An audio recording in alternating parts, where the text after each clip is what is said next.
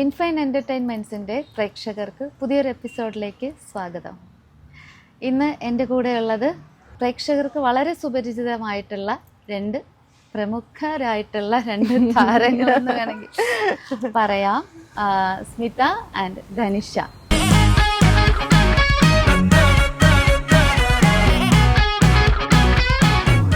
ഞാൻ തന്നെ അങ്ങോട്ട് ഓരോന്ന് ട്രൈ ചെയ്ത് ബിഗ് ബോസിന്റെ ഇന്റർവ്യൂലെല്ലാം പോയി സെറ്റാക്കി പോകാൻ വേണ്ടി റെഡി ആയിരുന്നപ്പോ അവര് പറഞ്ഞു ഒന്ന് രണ്ട് പേരെ വിടുന്നില്ല, അങ്ങ് കട്ട് ചെയ്തു. അപ്പൊ എനിക്ക് ഭയങ്കര വിഷമായി. അപ്പൊ ചാനലിൽ നിന്ന് തന്നെ എന്റെ ഈ വിഷമം കണ്ടിട്ട് അവര് തന്നെ എന്നോട് വിളിച്ചിട്ട് പറഞ്ഞു, പത്രമാറ്റം എന്ന് പറയുന്ന ഒരു സീരിയൽ തുടങ്ങുന്നുണ്ട്, അപ്പൊ അതില് ഒരു നെഗറ്റീവ് ക്യാരക്ടറിന് ഒരാളെ നോക്കുന്നുണ്ട്, ഓഡീഷന് വേണമെങ്കിൽ പോയി. രണ്ടുപേരും ആ റോള് അത്രത്തോളം ആസ്വദിച്ചാണ് ചെയ്തോണ്ടിരിക്കുന്നത്.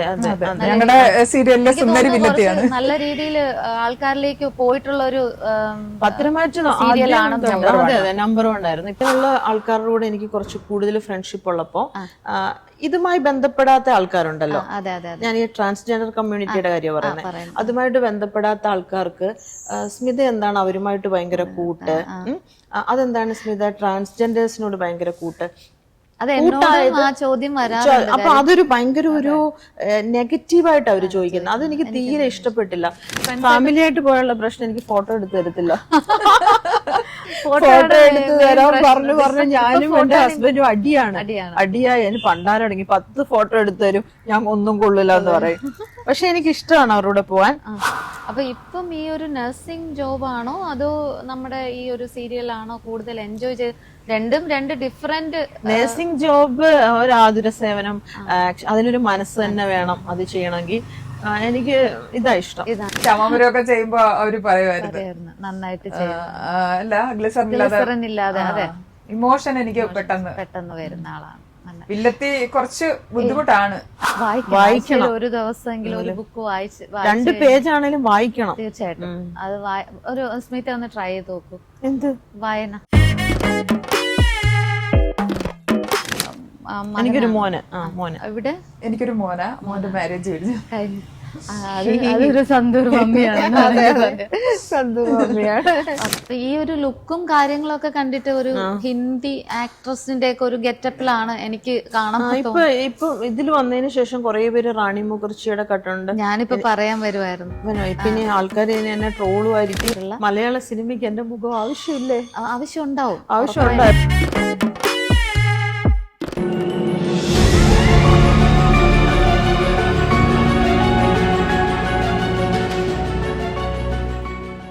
Welcome to the show.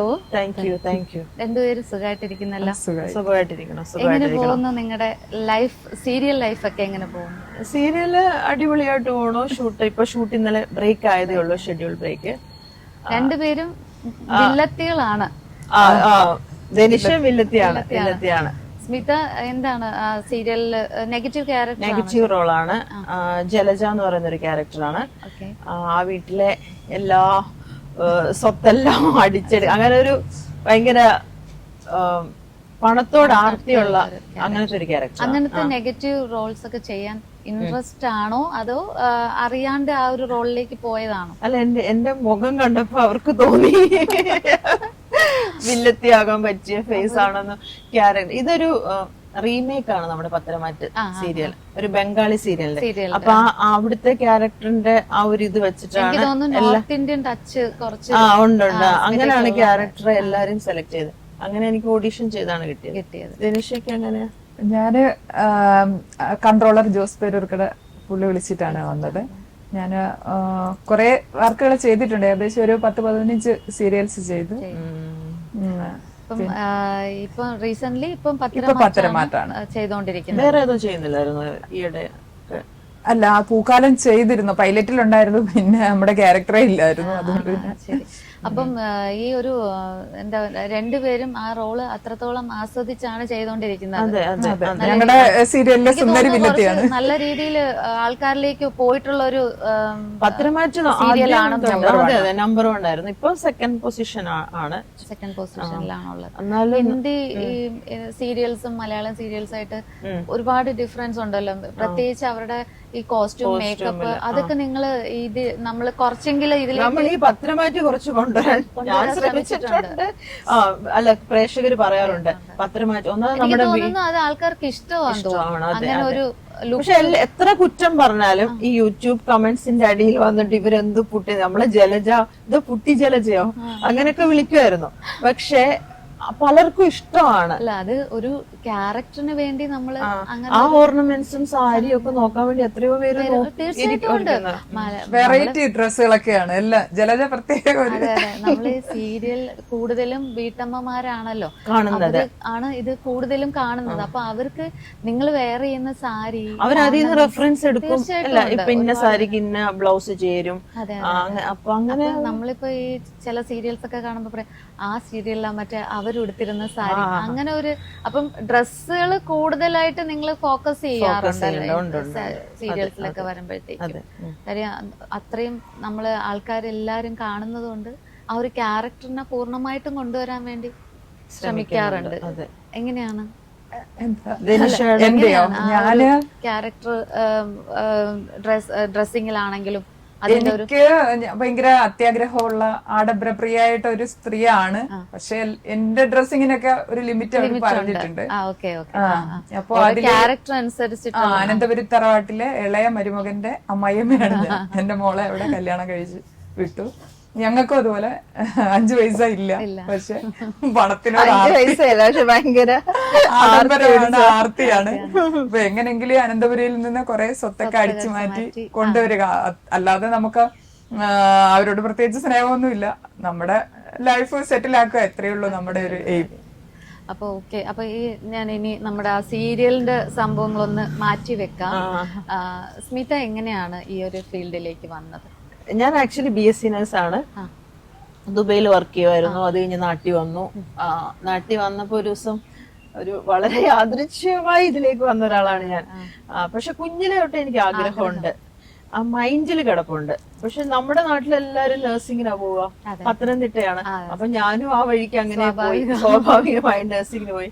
പുറത്തു പോയാൽ നല്ല ജോലി കിട്ടും. അങ്ങനെ ഒരാള് ട്രെയിനെ വെച്ച് കണ്ടിട്ട് എന്നോട് ചോദിച്ചു, നിങ്ങൾക്ക് ആഡ് ഷൂട്ടൊക്കെ ചെയ്യാൻ താല്പര്യമുണ്ടോ? അങ്ങനെ അവരുടെ കാർഡ് തന്നു. അങ്ങനെ ഒരു ദിവസം തന്നെ ഞാൻ എന്നെ വീട്ടിൽ ഇരിക്കുമ്പോൾ എന്നോട് പറഞ്ഞു ഒബ്രോൺ മാളിൽ വരെ വരണം, ഒരു ഓഡീഷൻ ഉണ്ട്. ഓഡീഷൻ അല്ല, ജസ്റ്റ് ഒരു ഫോട്ടോസ് എടുക്കാനാണ്. എന്നിട്ട് അത് അയച്ചു കൊടുത്തപ്പം പിറ്റേ ദിവസത്തെ ആഡ് ഷൂട്ടിന് വേണ്ടിയിട്ടാണ് ഒരു ക്യാരക്ടർ വേണമായിരുന്നു. അങ്ങനെ ഞാൻ അഭിനയിക്കാം തുടങ്ങിയതാണ്. ചില കാര്യങ്ങളൊക്കെ തീരുമാനിക്കപ്പെട്ട് വെച്ചിരിക്കുന്നതാണെങ്കിൽ അത് ഏതെങ്കിലും വഴി കൂടെ കറക്റ്റ് ആയിട്ട് നമ്മള് അവിടെ എത്തും. അതിനുള്ള ഒരു ആൾക്കാരെയൊക്കെ നമ്മള് ദൈവം നമ്മുടെ മുന്നിലേക്ക് എത്തിക്കുന്നതാണ്. അപ്പൊ അത് ആ ഉള്ളിലൊരു ആഗ്രഹം ഉള്ളത് കാരണം ഉറപ്പായിട്ടും ഉള്ളിലൊരു ആഗ്രഹം ഉള്ളത് കുറെ വർഷം കഴിഞ്ഞിട്ടാണെങ്കിലും എനിക്ക് നടന്നു. അത് ഭയങ്കര ഒരു വലിയൊരു കാര്യമാണ്. അത് കഴിഞ്ഞ് എനിക്ക് അഭിനയിക്കാനും അറിയില്ല, ഒന്നും അറിയില്ല. എങ്ങോട്ട് നോക്കണം ക്യാമറ അറിയില്ലേ? ഇപ്പൊ അറിയാൻ തോന്നുന്നു. നെഗറ്റീവ് റോൾസ് ചെയ്യാൻ കുറച്ച് ടഫാണ്, കുറച്ച് അധികം. കാര്യം ആ ഒരു എമോഷൻ നമുക്ക് ബോഡിയിൽ ഫുൾ ആ ഒരു സംഭവം കൊണ്ടുവരണം. അപ്പൊ അതിന്റേതായിട്ടുള്ള ഒരു ബുദ്ധിമുട്ട് ചില സമയത്ത് അവർക്ക് ദേഷ്യപ്പെട്ട് ലാസ്റ്റ് വല്ല BP ദേഷ്യപ്പെട്ട് പിന്നെ നമ്മുടെ ഫാമിലിയിലോട്ട് വരുമ്പോഴാ ഇല്ല അതപ്പം തന്നെ നമ്മള് കളയും. അതോടുകൂടി അവസാനിച്ചു. അപ്പൊ ഇപ്പം ഈ ഒരു നഴ്സിംഗ് ജോബാണോ അതോ നമ്മുടെ ഈ ഒരു സീരിയലാണോ കൂടുതൽ എൻജോയ് ചെയ്ത്? രണ്ട് ഡിഫറെന്റ്. നഴ്സിംഗ് ജോബ് ഒരു ആതുര സേവനം, അതിനൊരു മനസ്സ് തന്നെ വേണം അത് ചെയ്യണമെങ്കിൽ. എനിക്ക് ഇതാ ഇഷ്ടം. ഇത് കുറച്ചും കൂടെ ഫെയിം ഉള്ള ഒരു കാര്യമാണ്. പിന്നെ അതുപോലെ തന്നെ ആഗ്രഹിച്ചിരുന്ന ഒരു കാര്യമാണ്. അതെ കല എന്ന് പറഞ്ഞാൽ അത് ദൈവം തരുന്ന. തീർച്ചയായിട്ടും അല്ലേ? അതെ, മറ്റേത് പ്രൊഫഷനെക്കാട്ടിലും. അതെ. ഇവിടെ എന്തായിരുന്നു എന്റെ എന്ന് പറഞ്ഞാൽ എനിക്ക് കുഞ്ഞിലെ തൊട്ടേ ഭയങ്കര ആഗ്രഹമായിരുന്നു ആക്ടിങ്. അപ്പോ ഞാൻ നന്നായിട്ട് എഴുതുമായിരുന്നു. അപ്പൊ എന്റെ അമ്മ വർക്കിംഗ് ആയിരുന്നു. പപ്പ എനിക്ക് പോലീസിലായിരുന്നു. ഒരു 2 വയസ്സുള്ളപ്പോ പപ്പ മരിച്ചൊരു ചേട്ടനാ ഉള്ളത്. അപ്പൊ അമ്മയ്ക്ക് ഇത്ര താല്പര്യമൊന്നുമില്ല. പക്ഷെ ഞാൻ എല്ലാ പ്രോഗ്രാമിനും ചേരും. വൈകിട്ട് അടിയുണ്ട്. അപ്പോ ചെറുതിലെ ബാലചന്ദ്ര മേനോൻ സാർ എന്നെ ഒരു ഫിലിമിലൊക്കെ വിളിച്ചിട്ടുണ്ടായിരുന്നു. പക്ഷെ വിട്ടില്ല. അതൊക്കെ അത് അവരെ കുറ്റം പറയാൻ പറ്റില്ല. ആ ഒരു കാലഘട്ടത്തില് ചിലപ്പം ഇത്രയും അങ്ങോട്ട് ഇതായിട്ടില്ലല്ലോ നമ്മള് മീഡിയാസ്. ഇപ്പോഴാണല്ലോ സോഷ്യൽ മീഡിയയും ബാക്കി കാര്യങ്ങളൊക്കെ കുറെ കൂടെ ആക്റ്റീവ് ആയിട്ടുള്ള. അന്നത്തെ കാലം എന്ന് പറയുമ്പോ അവരൊന്ന് ഭയക്കും. സിനിമ എന്ന് പറയുന്ന ആ ഒരു സമയമാണ്. അത് കഴിഞ്ഞിട്ട് ഞാന് മംഗളത്തിലൊരു കവർ ഫോട്ടോ വന്നിരുന്നു. അപ്പൊ കവർ പേജോ? കവർ പേജ് വന്നിരുന്നു. അപ്പോ ആ സമയത്ത് ഇത് വരുന്നതിന് മുമ്പ് ഹസ്ബൻഡിന്റെ ഞാൻ ഇതുപോലെ ചോദിച്ചു, പറഞ്ഞു നിന്റെ ഫോട്ടോ ഒന്നും അങ്ങനെ വരാൻ പോകുന്നില്ല എന്ന് പറഞ്ഞ് ഞാൻ അയച്ചു. എനിക്കത് കിട്ടിക്കഴിഞ്ഞപ്പം ആക്ടിംഗ് മേഖലയിലേക്ക് വിടാൻ പുള്ളി സമ്മതിച്ചു. അങ്ങനെ സ്ക്രീൻ ടച്ച് എന്ന് പറഞ്ഞൊരു സ്ഥാപനത്തിൽ രജിസ്റ്റർ ചെയ്തു. അതുവഴി എനിക്ക് ആദ്യം ചെയ്ത ഫിലിമാണ് ഒറ്റക്കൊല്ലം എന്ന് പറയുന്ന ഒരു ഫിലിം ചെയ്തു. അതിനുശേഷം ലക്ഷ്മി, കിണറ്, കല്യാണം ഇങ്ങനെ മൂവീസ് ചെയ്തു. അതിനുശേഷം മോന്റെ സ്റ്റഡീസും ഒക്കെ ആയിട്ട് ഞാൻ അങ്ങ് സ്റ്റോപ്പ് ചെയ്തു. ആ സമയത്ത് സീരിയൽസ് ഒക്കെ വിളിച്ചിട്ടുണ്ടായിരുന്നു. അപ്പൊ എനിക്ക് മോന്റെ കാര്യങ്ങൾ നോക്കേണ്ടോണ്ട് പറ്റിയില്ല. പിന്നെ കെ രാജീവ് സാറിന്റെ സീരിയലിലൂടെയാണ് ഞാൻ വരുന്നത്. അപ്പം മെയിനായിട്ടും എനിക്ക് തോന്നുന്നു കുറച്ചും കൂടെ സിനിമ ഇൻട്രസ്റ്റ് ഉണ്ടല്ലേ, ഫോക്കസ് ചെയ്യുന്ന രണ്ടും ഇൻട്രസ്റ്റ്. എന്നാലും നമ്മളെ കുറച്ചും കൂടെ ആളുകൾ തിരിച്ചറിയുന്നത് എപ്പോഴും തീർച്ചയായിട്ടും കുടുംബ പ്രേക്ഷകർ എന്ന് പറയുന്നത് എപ്പോഴും അവര് എന്നും നിങ്ങളെ കണ്ടുകൊണ്ടിരിക്കുന്നുണ്ട്. നിങ്ങളെ ഒരിക്കലും അവര് മറക്കാനും എപ്പോഴും സ്നേഹിക്കുകയുള്ളൂ. എനിക്ക് തന്നെ അറിയാം, നമ്മൾ ഒരുപാട് പേര് എപ്പോഴും പറഞ്ഞു കേൾക്കുന്ന കുറെ പേരുകളാണ്. അപ്പൊ അതുകൊണ്ട് അതൊരു സന്തോഷമുള്ള. അതെ, സിനിമ ചെയ്യണമെന്ന് ആഗ്രഹമുണ്ട്. പക്ഷെ സീരിയലിനെ ഒരിക്കലും ഞാൻ തള്ളിക്കളയില്ല. കാരണം എനിക്ക് ഇത്രയും ജനങ്ങൾക്കിടയിൽ ഇത്ര അംഗീകാരം തിരിച്ചറിഞ്ഞ. അതെ. അപ്പൊ ഞാന് ആ ഷൂട്ടൊക്കെ കഴിഞ്ഞിട്ട് ഒരു ആർട്ട് ഷൂട്ടൊക്കെ പതുക്കെ ചെയ്യാൻ തുടങ്ങി. പിന്നെ കുറച്ച് സിനിമയൊക്കെ കിട്ടി. അങ്ങനെ ചെയ്തപ്പം പക്ഷെ അത് ചെയ്തിട്ട് തന്നെ ആകെ കുറച്ചു പേരൊക്കെ.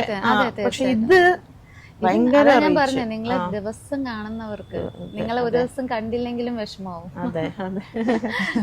ജലജയുടെ ഒരു ഫാൻ തന്നെ ഉണ്ട്. അതെ, തീർച്ചയായും. പുറത്തോട്ട് ഇറങ്ങുമ്പോ ഈ നെഗറ്റീവ് ക്യാരക്ടർ ചെയ്തത് കൊണ്ട് എന്തെങ്കിലും ആൾക്കാര് നെഗറ്റീവായിട്ട് എന്തെങ്കിലും അങ്ങനെ അനുഭവം? ഇല്ലില്ല. ഇപ്പൊ സോഷ്യൽ മീഡിയ ഇത്രയും ഇല്ലാതിരുന്ന കാലത്ത് ചിലപ്പം അവര് ഭയങ്കരയാണെന്ന് വിചാരിച്ച ആൾക്കാർ വേണമെങ്കിൽ ആരെയൊക്കെ പണ്ട് അടിച്ചെന്നൊക്കെ ഞാൻ കേട്ടിട്ടുണ്ട്. പക്ഷെ സോഷ്യൽ മീഡിയയിൽ നമ്മള് റീലിടും, നമ്മൾ സംസാരിക്കുന്ന ആൾക്കാർ കേൾക്കാം. അപ്പൊ അവർക്കറിയാം ഇവര് പാവമാണ്. അതൊരു വലിയ ഗുണം. അതുകൊണ്ട് സ്നേഹത്തോടെ എല്ലാരും മിണ്ടുന്നത്. ഫാമിലി ഉള്ളവരാണ് രണ്ടുപേരും. ഫാമിലിയും ഈ ഒരു ജോലിയും വളരെ മനോഹരമായിട്ട് കൊണ്ടുപോകുന്ന രണ്ടുപേരാണ്. എനിക്കൊരു മോന്. ഇവിടെ എനിക്കൊരു മോന്റെ മാരേജ് കഴിഞ്ഞു. അതൊരു സന്തൂർ മമ്മിയാണ്. അത്രയും മാരേജ് ഒക്കെ കഴിഞ്ഞ ഒരാളിന്റെ അമ്മയാണ്. അത്രയും ജസ്റ്റ് ഒരു 1 year ആയിട്ടില്ല. അപ്പം ഒത്തിരി എന്താ പറയാ ഉത്തരവാദിത്തങ്ങളും അതിനൊപ്പം തന്നെ നിങ്ങളുടെ പാഷനും കൊണ്ടുപോയിക്കൊണ്ടിരിക്കുന്ന അതൊരു വലിയ കാര്യമാണ്. പലർക്കും കഴിയാത്തൊരു കാര്യമാണ് സത്യം. ഫാമിലിയുടെ സപ്പോർട്ട് വേണം. പിന്നെ നമ്മൾ ഒരുപാട് കാര്യങ്ങള് ഇതിനകത്തേക്ക് എന്താ പറയാ നമ്മൾ തന്നെ സ്വയം സ്ട്രഗിൾ ചെയ്ത് പോകുന്ന കുറെ സമയങ്ങളും കാര്യങ്ങളും ഉണ്ടാവുമല്ലോ. ഫാമിലിയും ഈ ഒരു സീരിയലിന്റെ ഒരു ഇതാകുമ്പോ അറിയാലോ, ഈ ഫീൽഡില് അതിനൊരു വിൽ പവർ തന്നെ വേണം. അതാണ് ഞാൻ പറയാൻ വന്നത്. അതാണ്, അല്ലാണ്ട് പറ്റൂല. നമുക്ക് ആ പാഷനും ഞാൻ ചെയ്യും എന്നുള്ള ആ ഒരു ഇത് വേണം. നമുക്കെന്ന് വെച്ചാൽ നമുക്കിപ്പം അറിയാം ഈ ഓട്ടത്തിനിടയിൽ ഹെൽത്ത് ഇഷ്യൂസ് ഒക്കെ ഒത്തിരി വരുന്ന ലേഡീസ് ആണ്. അപ്പൊ അത് എല്ലാം നമ്മൾ ഓവർകം ചെയ്ത് ഇത്ര മനോഹരമായിട്ട് ആ കാര്യങ്ങൾ കൊണ്ടുപോകുന്നെന്ന് വെച്ചാൽ നിങ്ങളെ രണ്ടുപേരെയും ആഗ്രഹമാണ്. അപ്പം ആ ഒരു ആഗ്രഹത്തിന്റെ പുറത്ത് നമ്മള് എല്ലാം മറന്ന് ഇതിലങ്ങ് നിൽക്കുകയാണെന്ന് പറയാം. അപ്പം ഫാമിലി ഒന്ന് പറയാമോ സ്മിത? എന്റെ ഹസ്ബൻഡ് ഷക്കീൽ, പിന്നെ മോന്റെ പേര് അബ്രാർ എന്നാണ്, 9 വയസ്സുണ്ട്. ഹസ്ബൻഡ് സപ്പോർട്ടാണോ എന്ന് ചോദിച്ചാൽ ആദ്യ സമയത്ത് അല്ലായിരുന്നു. എല്ലാരും സ്വാഭാവികം അല്ലായിരുന്നു. ചെറിയൊരു ഭയം പുറത്തായിരിക്കാം. പിന്നെ നമ്മൾ ഇതിലേക്ക് വന്നു കഴിയുമ്പോ അവർ അതിനെ ഉൾക്കൊള്ളും. കാര്യം അവർക്ക് നമ്മളെ എന്താണെന്ന്, നമ്മുടെ ശരി എന്താണെന്ന് നമ്മള് അവരെ മനസ്സിലാക്കി കൊടുത്തു കഴിഞ്ഞാൽ തീരാവുന്ന പ്രശ്നമേ ഉള്ളൂ എന്ന് എനിക്ക് തോന്നുന്നു, അല്ലേ? അതെ. അപ്പോ ഇപ്പൊ എനിക്ക് സംസാരിക്കാൻ വലിയ ഫെമിനിസ്റ്റിനെ പോലെ ഇപ്പൊ ഹസ്ബൻഡിന്റെ പെർമിഷൻ എന്തിനാണ്, അല്ലെ? അങ്ങനെ അതിന്റെ ആവശ്യം എന്താണ്? നമ്മളൊരു ജോബ് പക്ഷെ ഒരു ഫാമിലി സർക്കിളിൽ നിൽക്കുമ്പോ ചില കാര്യങ്ങൾക്ക് പെർമിഷൻ തന്നെ വേണം. അല്ലെങ്കിൽ ആ ഒരു ഡിസ്റ്റർബൻസ് നമ്മുടെ മൈൻഡിൽ എപ്പോഴും ഉണ്ടാവും. പിന്നെ കോവിഡിന്റെ ഈ കല്യാണം കഴിഞ്ഞിട്ട് ഞാൻ 7 വർഷം ഒന്നും ചെയ്തില്ല. വീട്ടിൽ തന്നെ എൻ്റെ മോനെ നോക്കി ഇരുന്നു. അപ്പം എനിക്കാണെങ്കിൽ അങ്ങ് ഡിപ്രഷൻ അടിക്കും. ഇത് അഭിനയിക്കാൻ പോവാത്തോണ്ട് അല്ലെ എന്തെങ്കിലും ചെയ്യാൻ പറ്റാ. എനിക്കെപ്പോഴും ഒരു എന്താ പറയാ, ഞാൻ മരിക്കുമ്പോ എന്നെ കുറച്ചുപേര് തിരിച്ചറിഞ്ഞിട്ട് മരിക്കണം. അങ്ങനെ ചുമ്മാ ജീവിച്ചു മരിക്കാൻ എനിക്ക് താല്പര്യമില്ല. നമ്മൾ ജീവിച്ചിരിക്കുന്നതിന് എന്തെങ്കിലും ഒരു അർത്ഥം വേണമല്ലോ. അതെ. അപ്പോ ഞാനിങ്ങനെ ഞാൻ അങ്ങനെ ഫോട്ടോഷൂട്ടൊക്കെ ചെയ്യും. അപ്പൊ പുള്ളി നോക്കുമ്പോ ഇവള് ഇപ്പോഴും ഇങ്ങനെയൊക്കെ ചെയ്യുന്നു, എന്താണ്. അപ്പം കോവിഡ് വന്നു. അതുകൊണ്ട് ഞാനങ്ങ് ഭയങ്കര ഡള്ളായി. അപ്പൊ എൻ്റെ അടുത്ത് പറഞ്ഞു, നിനക്ക് ഇഷ്ടമുള്ളത് ഇതല്ലേ, ചെയ്തോ. അങ്ങനെ ഇരുന്നപ്പോഴാണ് ഒരു ബിഗ് ബോസ്, ഞാൻ തന്നെ അങ്ങോട്ട് ഓരോന്ന് ട്രൈ ചെയ്ത് ബിഗ് ബോസിന്റെ ഇന്റർവ്യൂലെല്ലാം പോയി സെറ്റാക്കി പോകാൻ വേണ്ടി റെഡി ആയിരുന്നപ്പോ അവര് പറഞ്ഞു ഒന്ന് രണ്ട് പേരെ വിടുന്നില്ല, അങ്ങ് കട്ട് ചെയ്തു. അപ്പൊ എനിക്ക് ഭയങ്കര വിഷമായി. അപ്പൊ ചാനലിൽ നിന്ന് തന്നെ എന്റെ ഈ വിഷമം കണ്ടിട്ട് അവര് തന്നെ എന്നോട് വിളിച്ചിട്ട് പറഞ്ഞു, പത്രമാറ്റം എന്ന് പറയുന്ന ഒരു സീരിയൽ തുടങ്ങുന്നുണ്ട്, അപ്പൊ അതില് ഒരു നെഗറ്റീവ് ക്യാരക്ടറിന് ഒരാളെ നോക്കുന്നുണ്ട്, ഓഡീഷന് വേണമെങ്കിൽ പോയിക്കോളാൻ പറഞ്ഞു. അങ്ങനെ ജോസേട്ടൻ രമേശ് സാർ എന്നെ വിളിച്ചു, എന്നിട്ട് പറഞ്ഞു ഓഡീഷന് വരാൻ പറഞ്ഞു. അങ്ങനെ ഓഡീഷന് വന്നിട്ട് കിട്ടിയതാണ്. ഓഡീഷന് അഭിനയിച്ച് നന്നായിട്ട് കാണിച്ചു. അഭിനയിച്ചെന്ന് തോന്നുന്നു ഞാൻ. അതാണല്ലോ അഭിനയിക്കാൻ അറിഞ്ഞുകൂടായിരുന്നെന്ന് പറഞ്ഞുകൊണ്ടാണ്. അല്ല, കുറെ നാളത്തെ ഗ്യാപ്പ് ഉണ്ട്. അന്ന് എനിക്ക് എന്തോ ഒരു മനസ്സിൽ എങ്ങനെയും ചെയ്യണം. കാരണം പണ്ട് എനിക്ക് ഷൂട്ട് ഉണ്ടെങ്കിലല്ലേ, ശരി ഞാൻ വരാം നാളെ എനിക്ക് ഷൂട്ടാണെന്ന് പറയാൻ രാത്രി കുറച്ച് കഴിയുമ്പോൾ ഫോൺ എടുക്കൂല പേടിച്ചിട്ട്. പിറ്റേ ദിവസം അഭിനയിക്കണമല്ലോ എന്നോർത്ത് ഞാൻ പോകൂല. ഞാനാണ് ഇപ്പൊ എനിക്ക് ഇനിയും എന്തെങ്കിലുമൊക്കെ ചെയ്യണമെന്ന്. അല്ല, അത് നമ്മളൊരു ഫീൽഡിലോട്ട് ഇറങ്ങി കഴിയുമ്പോ അതിന്റെ ഒരു എക്സ്പീരിയൻസ് ഇല്ലേ, നമ്മൾ ഒരേ സാധനം കണ്ടിന്യൂസ് ചെയ്തോണ്ട് നമ്മൾ അതിനകത്ത് കുറച്ച് കൂടുതൽ അറിവ് നമുക്ക് കിട്ടല്ലേ. അപ്പൊ നമുക്ക് കൂടുതൽ ചെയ്യാം എന്നുള്ള ഒരു കോൺഫിഡൻസ് നമുക്ക് വരും. അത് ഏത് ഫീൽഡ് ആയാലും അങ്ങനെ തന്നെ. നമുക്ക് എത്രത്തോളം നമ്മൾ ചെയ്ത് പോകുന്നു അത്രത്തോളം നമ്മൾ അതിനകത്ത് മെച്ചപ്പെട്ടതാകും. അത് തന്നെയാണ് അഭിനയിച്ച് ഇപ്പോഴാണ് ശരിയായത്. കുറച്ച് ഇപ്പം ചെയ്ത് ഇപ്പം ഓക്കെ ആയി. ഇപ്പം കുറച്ചും കൂടി ഓക്കെ ആയെന്ന് പറഞ്ഞാൽ ഇപ്പൊ 10 പേര് നിന്നാലേ പേടിയില്ല. അന്ന് ആരെങ്കിലും പണ്ട് ഞാൻ കറുത്തമുത്ത് എന്ന് പറയുന്ന സീരിയൽ എന്നെ ഓഡീഷന് വിളിച്ചു, അഭിനയിക്കാൻ പറഞ്ഞു. അങ്ങോട്ട് നോക്കൂ ഇങ്ങോട്ട് നോക്കൂ, ദേഷ്യം വേറെ, എനിക്കൊരു തരത്തിലും അഭിനയിക്കാൻ പറ്റുന്നില്ല. അതെ, നമുക്ക് ഇത്ര ആൾക്കാരുടെ ഫ്രണ്ടിൽ നിന്ന് ചെയ്യാൻ അത് മാറി. ഇപ്പൊ എങ്ങനെ നിക്കണം, പൊസിഷൻ എന്താ, അങ്ങനത്തെ കാര്യങ്ങളൊക്കെ പഠിച്ചു. അപ്പം കുറച്ചും കൂടെ മോഡലിംഗ് ഒക്കെ കുറച്ച് ചെയ്യുന്നുണ്ടായിരുന്നു ആദ്യ സമയത്തൊക്കെ ചെയ്യാറ്. ഇപ്പോഴാണ് കൂടുതലും ഹാപ്പി ആയിട്ട് നിക്കുന്നതെന്ന് എനിക്ക് തോന്നുന്നു. കാര്യം ഇഷ്ടപ്പെട്ട ആയപ്പോഴാണ് ഹാപ്പി ആയത്. മോഡലിങ്ങിനെക്കാട്ടില് നമ്മളൊരു ആർട്ടിസ്റ്റ് ആകുമ്പോ അതിനൊരു ബഹുമാനം മറ്റുള്ളവരുടെ അടുത്തുനിന്ന് കിട്ടും. എവിടെ ചെന്നാലും പ്രയോറിറ്റി, റെസ്പെക്ട് ഉണ്ടാവും ഉറപ്പായിട്ടും. കാര്യം ആൾക്കാർക്ക് ഇഷ്ടമാണല്ലോ.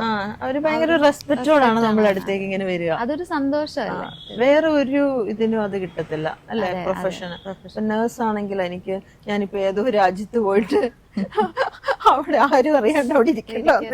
അതെ. ഫാമിലിയിൽ എങ്ങനെയാണ്? ഫാമിലി ആദ്യം അവർക്ക് അത്ര താല്പര്യം ഇല്ലായിരുന്നു. ഹസ്ബൻഡ് സർവീസ് ചെയ്യുന്നുണ്ടായിരുന്നു, എയർഫോഴ്സിലായിരുന്നു. ഇപ്പൊ സ്റ്റേറ്റ് ഗവൺമെന്റില് വർക്ക് ചെയ്തുകൊണ്ടിരുന്നത്. മകൻ എങ്ങനെയാണ്? അവർക്ക് ഇതിലൊന്നും ഒരു താല്പര്യമില്ല. നമ്മ എന്തൊക്കെയോ കാണിക്കുന്നത് ഇപ്പോഴും അങ്ങനെ. പിന്നെ ഇപ്പൊ ഹസ്ബൻഡ് ആദ്യം പറയുന്നത് പ്രൂവ് ചെയ്യാനായിരുന്നു. ആദ്യം ഒന്നും എന്നുള്ള ഒരു മട്ടായിരുന്നു. ഇപ്പൊ പുള്ളി ഹാപ്പിയാണ്. പുള്ളി കേക്കുവോ? കേക്കും. വീട്ടിൽ ചെല്ലുമ്പോ അല്ല, നമ്മളിപ്പം എന്താ പറയാ, വേറെ കുറ്റപ്പെടുത്തൽ അതല്ല, പുള്ളിയുടെ ഒരു ആ സമയത്തുള്ളൊരു ആറ്റിറ്റ്യൂഡ് ഇപ്പൊ മാറി. അത് നമ്മുടെ ഒരു കഴിവാണ്. അത് തീർച്ചയായിട്ടും നമ്മളെ ടാലന്റ് മനസ്സിലാക്കുമ്പോ ആ ഒരു ആറ്റിറ്റ്യൂഡ് സ്വാഭാവികം. അത് തന്നെ ഷെക്കിയിലും അങ്ങനെ തന്നെയായിരുന്നു കേട്ടോ. ആദ്യം ഇഷ്ടമല്ലായിരുന്നു. പിന്നെ ഞാൻ എവിടെ പോയാലും ജലജ ഇവള് വില്ലത്തിയാണ് ഷെക്കി തന്നെ പറയാൻ തുടങ്ങി. മോൻ എന്തെങ്കിലും അഭിപ്രായം പറയാറുണ്ട്? മോൻ my mother Ummis an artist എന്നൊക്കെ പറഞ്ഞു ഭയങ്കര പ്രൗഡായിരിക്കും. അതെ. ഇപ്പൊ എനിക്കും മോള് വന്നതിന് ശേഷം പുള്ളിക്കാരി എല്ലാത്തിനും സപ്പോർട്ടാണ്. അത് ഇത് എന്നാലേ നമ്മള് കുറച്ചുകൂടെ ഇതാവത്തുള്ളൂ എന്ന് പറഞ്ഞിട്ട് ഇത് മോനൊക്കെ പറയുമോ ഇതിന്റെ ആവശ്യം എന്താന്ന് പറയുമ്പോ അല്ല അമ്മ അതിന് വിടണം, അങ്ങനെ നല്ല സപ്പോർട്ടാണ്. ഈ ഹെൽത്ത് നല്ല രീതിയിൽ മെയിൻറ്റെയിൻ ചെയ്യുന്ന ആളാണല്ലോ. അപ്പം അതിന് വേണ്ടിട്ട് എന്തെങ്കിലും നമുക്കിപ്പോ പ്രേക്ഷകർക്ക് പറഞ്ഞു കൊടുക്കാൻ പറ്റുന്ന എന്തെങ്കിലും ടിപ്സ്? കഴിക്കുന്ന ആഹാരം കുറച്ച് കഴിക്കുക. ഇപ്പൊ ഒരു പ്ലേറ്റ് ഒരു ഇത്രയാണെങ്കിൽ ആ പ്ലേറ്റിന്റെ പകുതിയെ നമ്മള് എടുക്കാം. എന്തും കഴിക്കരുത് എന്നും കൂടിയുണ്ട്.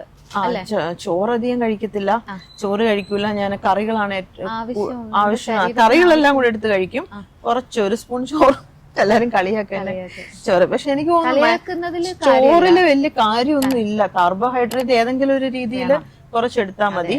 പിന്നെ ഫ്രൂട്ട്സ് ഒക്കെ കഴിക്കും, നട്ട്സ് കഴിക്കും, എക്സസൈസ് ടൈം. ഈ ഷൂട്ട് കഴിഞ്ഞിട്ട് പോകുന്ന 15 ദിവസം എക്സസൈസ് നടക്കാൻ പോവും, അല്ലെങ്കിൽ വീട്ടില് പോകാൻ പറ്റിയില്ലെങ്കിൽ എന്തെങ്കിലും ഒരു ഫ്ലോർ എക്സസൈസ് അങ്ങനെ എന്തെങ്കിലും ചെയ്യും.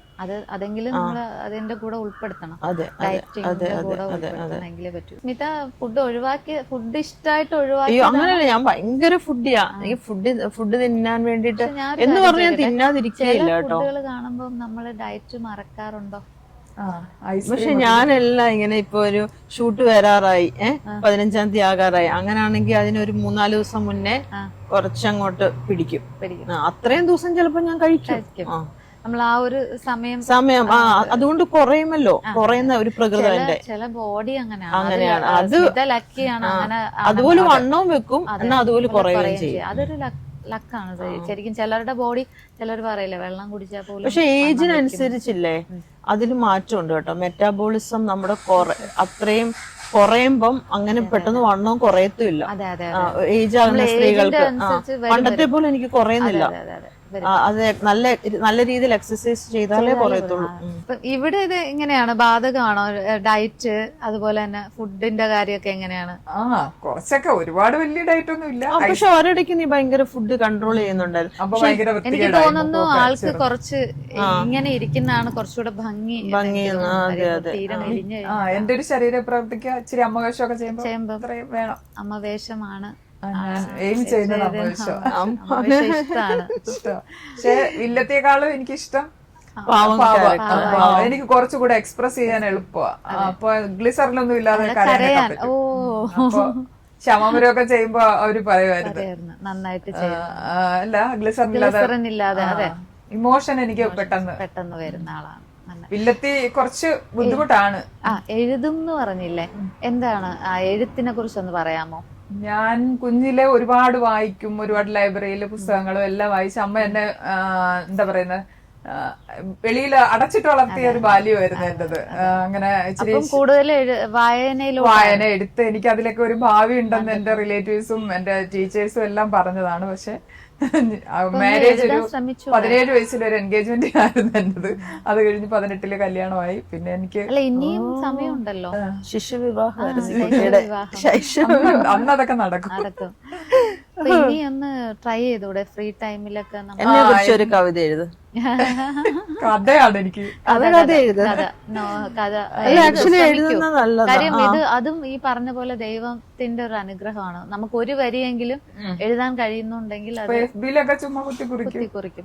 അതൊരു നല്ല ഇതാണ്. കാര്യം നമ്മൾ മനസ്സ് വെച്ച് കഴിഞ്ഞാൽ ചിലപ്പോ നമുക്കൊരു നല്ലൊരു ഇപ്പൊ ഇഷ്ടംപോലെ സാധ്യതകളുണ്ട് സോഷ്യൽ മീഡിയയിൽ അങ്ങനത്തെ കാര്യങ്ങളൊക്കെ.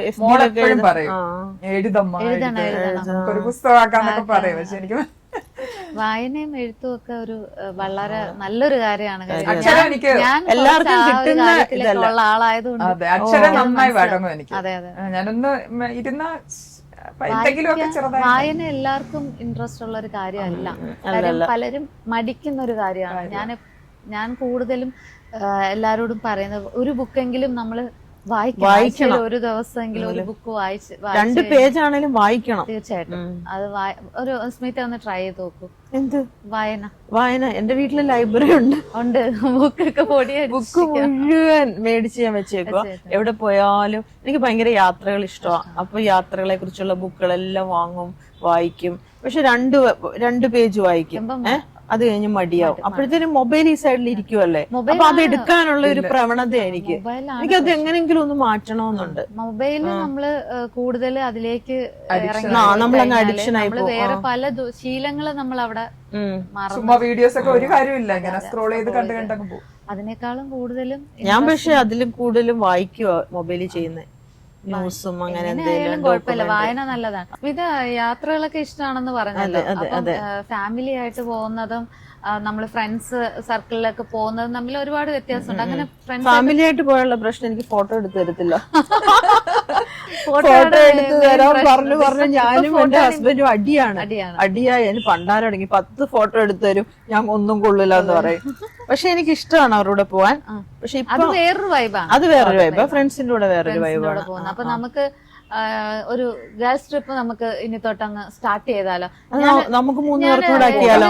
പൊതുവായിട്ട് ഇവിടെ വെച്ച് നമ്മള് ഗേൾസ് ട്രിപ്പ് സ്റ്റാർട്ട് ചെയ്യാൻ ഞാൻ എന്റെ ഒരു പൊതുവായ അഭിപ്രായം ഞാൻ പറയാം. നിങ്ങളത് ഓക്കെ ആണോന്ന് പറയാം. നമ്മളിപ്പം ഫാമിലിയുടെ കൂടെ ആണല്ലോ ഫുൾ ടൈം നമ്മള് അതെ അതെ സ്പെൻഡ് ചെയ്യുക. അപ്പം ഇതുപോലുള്ള ഒരു ഇടയ്ക്കിടയ്ക്ക് ഫ്രണ്ട്സ് ആയിട്ടൊക്കെ ഒരു ട്രിപ്പ് പോകുന്നത് ഒരു നമ്മുടെ ഒരു എന്താ പറയാ നമ്മളൊരു നമ്മുടെ നമ്മൾ കുറെ ഇമോഷൻസ് ഹൈഡ് ചെയ്ത് ചില സമയത്ത് നമ്മൾ ഫാമിലിക്ക് ഉള്ളിലാകുമ്പോ നമ്മൾ വെക്കാറില്ല.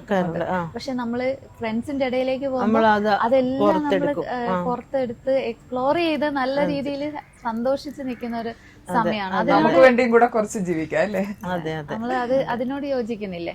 ഉറപ്പായും ഞാൻ അങ്ങനത്തെ ഒരാളാണ്. അപ്പൊ എന്തായാലും നമുക്ക് പോണം കേട്ടോ. ഉറപ്പായിട്ടും പോണം, ഉറപ്പായിട്ടും പോണം. ചില ഭാഗങ്ങളിൽ നിങ്ങൾക്ക് ഇനി സീരിയലൊക്കെ ഉള്ളതല്ലേ, ടാൻ ശരിയായി ടാൻ അടിച്ച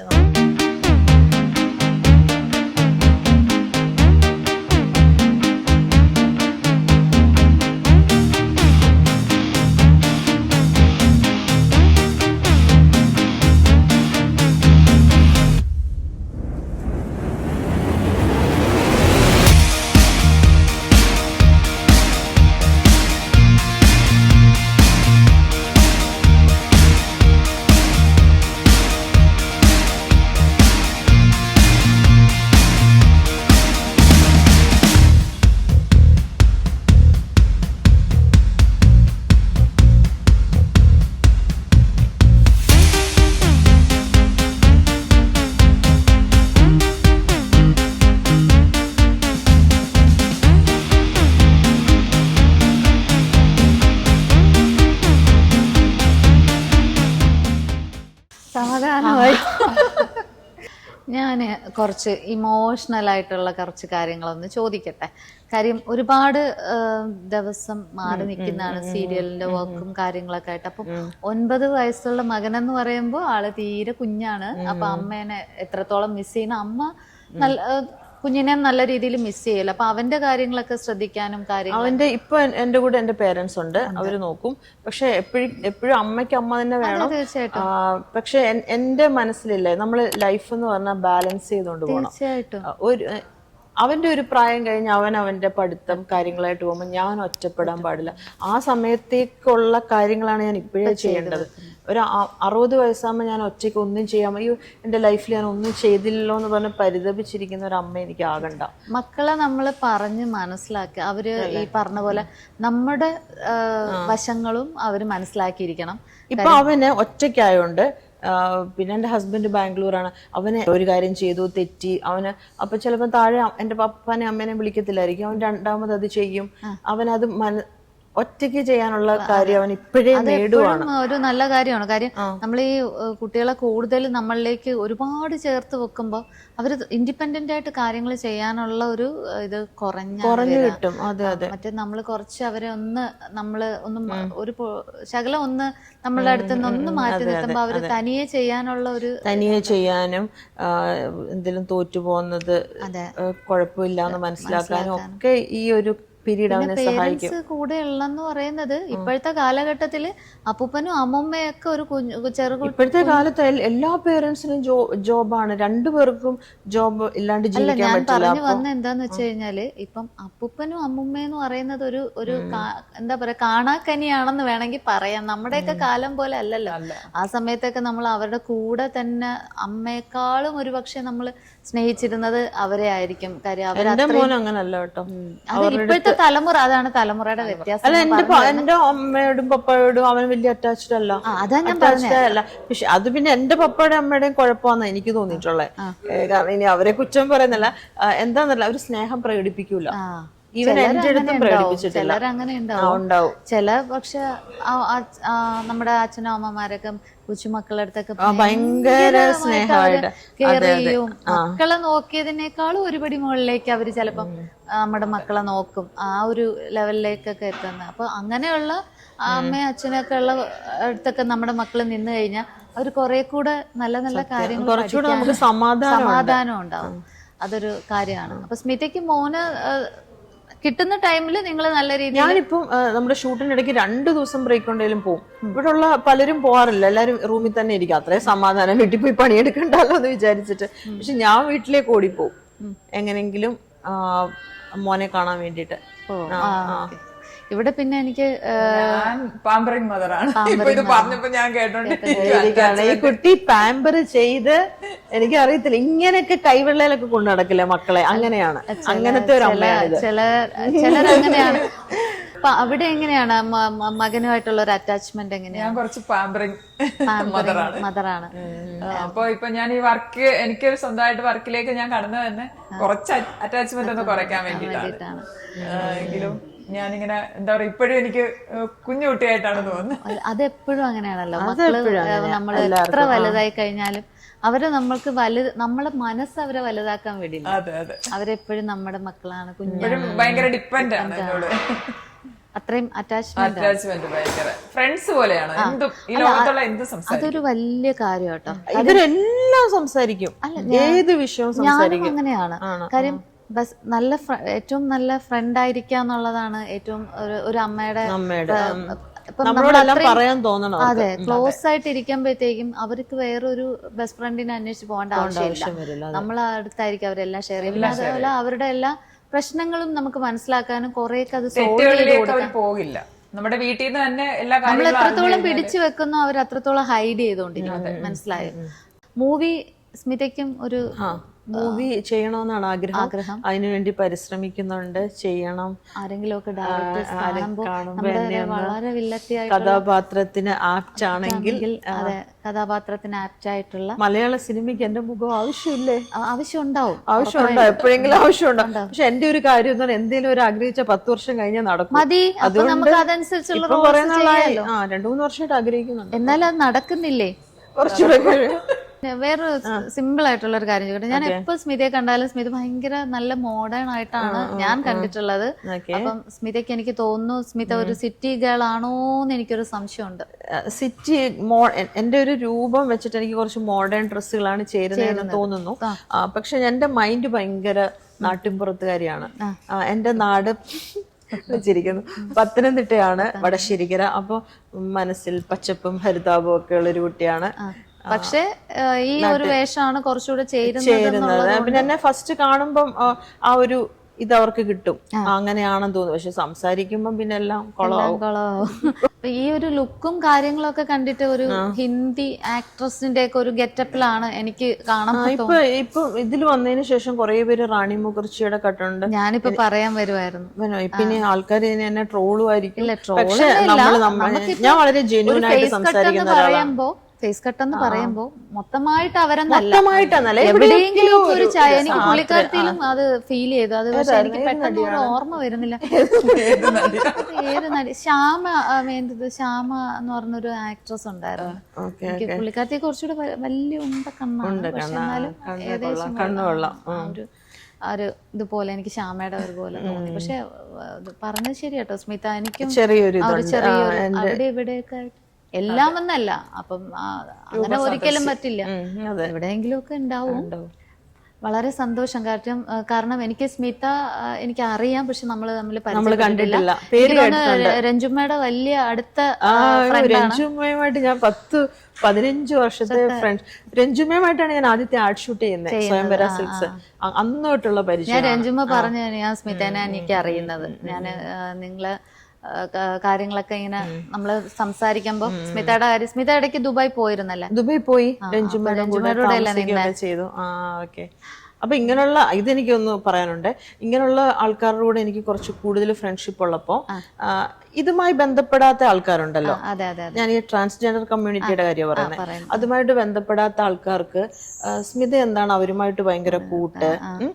അതെന്താണ് സ്മിത ട്രാൻസ്ജെൻഡേഴ്സിനോട് ഭയങ്കര കൂട്ട്? അപ്പൊ അതൊരു ഭയങ്കര ഒരു നെഗറ്റീവായിട്ട് അവര് ചോദിക്കുന്നത്. അതെനിക്ക് തീരെ ഇഷ്ടപ്പെട്ടില്ല. അത് ഈയിടെ റീസെന്റ് ഞാൻ അങ്ങനെ 2-3 പേര് സംസാരിച്ചത് എനിക്ക് മനസ്സിലായതാണ്. കാരണം ഈ ഫീൽഡിൽ മേക്കപ്പും കാര്യങ്ങളൊക്കെ ചെയ്യുന്ന കൂടുതലും അവരാണ് അല്ലേ? ചേട്ടാ അവരുടെ ടാലന്റ് എന്ന് പറയുന്നത് എക്സ്ട്രീം ആണ്. നോർമൽ ആൾക്കാരുടെ ഭയങ്കര വലുതാണ്. അവരുമായിട്ട് നമ്മൾ കൂട്ടുകൂടി. പിന്നെ അവരോട് നിൽക്കുമ്പോൾ എനിക്ക് ഭയങ്കര സന്തോഷമാണ്. അവര് തമാശ പറയും, ചിരിപ്പിക്കും. പിന്നെ അവര് വളരെ ജെനൂനാണ്. അവര് ആക്ട് ചെയ്തൊന്നും കാണിക്കില്ല. ജീവിതം കാണാത്തവരാണ് ഇത് സംസാരിക്കുന്നതെന്ന് എനിക്ക് തോന്നുന്നത്. ഇപ്പൊ സിനിമ ഫീൽഡിലാണെങ്കിലും ഇങ്ങനെയുള്ള ആൾക്കാരുമായിട്ടാണ് നമ്മൾ ഇത് പോകുന്നത്. മേക്കപ്പ് അവരാണ് നമ്മുടെ കൂടെ വരുന്നത്. അപ്പൊ അങ്ങനെയൊക്കെ ഒരു ഫീൽഡിൽ ഒരുപാട് പേരും ഈ ട്രാൻസ് കമ്മ്യൂണിറ്റി ആണ് ഇപ്പൊ ഒത്തിരി ആർട്ടിസ്റ്റുകൾ ഉള്ളത്. ഫിലിം ഫീൽഡിലും അതുപോലെ തന്നെ മേക്കപ്പ് ഫീൽഡിലും ഒക്കെ ഒത്തിരി ആർട്ടിസ്റ്റുകൾ ഉള്ളത് അവരാണ്. അവർക്ക് ടാലന്റ് ഉള്ളതുകൊണ്ടാണ് അവർ കയറി വരുന്നത്. രഞ്ജുമ്മയുടെ കാര്യം തന്നെ നമുക്ക് പറയാൻ വാക്കുകൾ ഉണ്ടാവില്ല ചിലപ്പോ. രഞ്ജുമ്മ എങ്കിൽ അതിനു വേണ്ടി ഒരു എപ്പിസോഡ് തന്നെ പോയേണ്ടി വരും. കാരണം അത്രയും ഒരു എന്താ പറയാ, എനിക്ക് ഒന്നും പറയാൻ പറ്റില്ല. പറഞ്ഞാൽ ഞാൻ കൂടുതൽ ഇമോഷണൽ ആവും. സ്മിതയ്ക്ക് അറിയാം, ഞാൻ ആ വളർച്ച കണ്ടിട്ടുള്ളതാണല്ലോ. സ്റ്റാർട്ടിങ് തൊട്ട് രഞ്ജുമ്മയുടെ കൂടെ ഉണ്ടായിരുന്ന ആളാ. അത് ഒരു വളരെ സന്തോഷമുള്ള ഒരു കാര്യമാണ്. പുള്ളിക്കാരത്തിയോട് ഒരു 5 minutes സ്പെൻഡ് ചെയ്താലേ അതിന്റെ ഒരു ഇത് വൈബ് മനസ്സിലാവുള്ളൂ. അതങ്ങനെയാണ്. അപ്പം വളരെ അധികം സന്തോഷമുണ്ട്. നിങ്ങൾ തിരക്കാണെന്ന് എനിക്കറിയാം. ആ തിരക്കിന്റെ ഇടയിൽ നിന്നാണ് വലിച്ച് ഇവിടെ കൊണ്ട് ഇരുത്തിയത്. അപ്പം ഈ ഫാമിലി അതുപോലെ തന്നെ ഷെഡ്യൂൾ കഴിഞ്ഞിട്ട് ഇന്നലെ എല്ലാരും പോയി. പക്ഷെ എനിക്ക് അനന്തൻ എന്റെ വർഷങ്ങളായിട്ടുള്ള ഫ്രണ്ടാണ്. അപ്പൊ ഈ മീഡിയക്ക് ഞങ്ങളെ വിളിച്ചതിന് ഞങ്ങൾക്ക് ഭയങ്കര സന്തോഷം. എന്തായാലും ഏതെങ്കിലും ഒരു ഒക്കേഷൻ പിടിച്ച് നമുക്ക് നല്ല അടിപൊളിയായിട്ട് കുറച്ചും കൂടെ നല്ല രീതിയിൽ ടോക്ക് ഷോ പോലെ സെറ്റ് ആക്കാം. അപ്പൊ എനിക്ക് ഒരുപാട് സന്തോഷം. രണ്ടുപേരെ അടുത്ത് കാണാൻ പറ്റിയാലും ഒരുപാട് സംസാരിക്കാൻ പറ്റിയാലും ഞങ്ങൾക്ക് ഭയങ്കര സന്തോഷം.